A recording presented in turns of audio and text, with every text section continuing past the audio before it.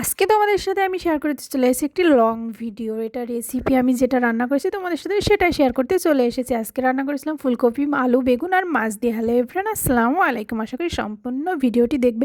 কথা বলতে বলতে এখানে আমি দেখিয়ে দিয়েছি আলু কেটে ধুয়ে সব কিছু ফুলকপি এখানে রেখে তারপর কড়াইতে সরিষার তেল দিয়ে এখানে পেঁয়াজ আর আমি কাঁচা জিরা বেটে রেখেছি, সঙ্গে কাঁচা লঙ্কা বেটে রেখে এখানে তেলে ভেজে নিচ্ছি। তারপর একে একে দেখো এখানে মশলা দিয়ে দিচ্ছি, ধনিয়া, ঝালের গুঁড়া, লবণ, তারপরে হলুদ পরিমাণ মতো যতটুকু লাগে। তোমরা তো জানোই আমি আসলে যেভাবে রান্না করেছি ওভাবেই শেয়ার করছি।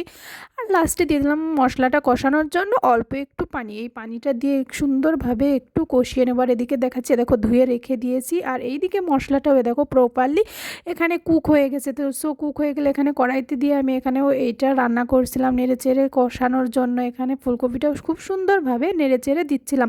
সো এখানে নাড়তে নাড়তে তোমাদের সঙ্গে যেটা দিয়ে রান্না হবে সেটাই চলে আসলাম। এই যে মাছটা উল্টিয়ে পাল্টিয়ে খুব মচমচে করে সুন্দরভাবে আমি ভেজে নিচ্ছিলাম।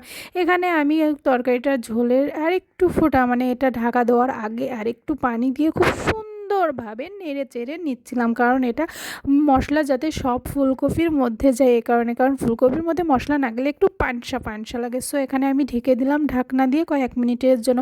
কয়েক মিনিট পরে আমি ঢাকনাটা উঠিয়ে দেখো পানিটা কিন্তু শুকিয়ে গেছে, তাই আমি আরেকটু নাড়াচাড়া দিয়ে নিচ্ছিলাম। খুব সুন্দরভাবে নাড়াচাড়া দিয়ে দেখো পানিটা শুকিয়ে গেছে, আর যতটুকু কুক হয়ে গেছে এখানে আমি ঝোলের পানিটা দিয়ে দিয়েছিলাম। আমি কিন্তু অফ ক্যামেরায় পানি আর পর্যাপ্ত পরিমাণেই দিয়েছিলাম, যতটুকু দিলে কুক হবে ফুলকপিটা। সো তোমরা মনে করো না এটুক দিয়েছিলাম, এ দেখো আমি অনেকটাই পানি দিয়েছিলাম। সো পানি দেওয়ার পরে এখানে মাছটা দিয়ে দিলাম। বুদবুদ করার সময় তরকারিটা মাছটা দিয়ে একটু নাড়াচাড়া করে নিচ্ছিলাম।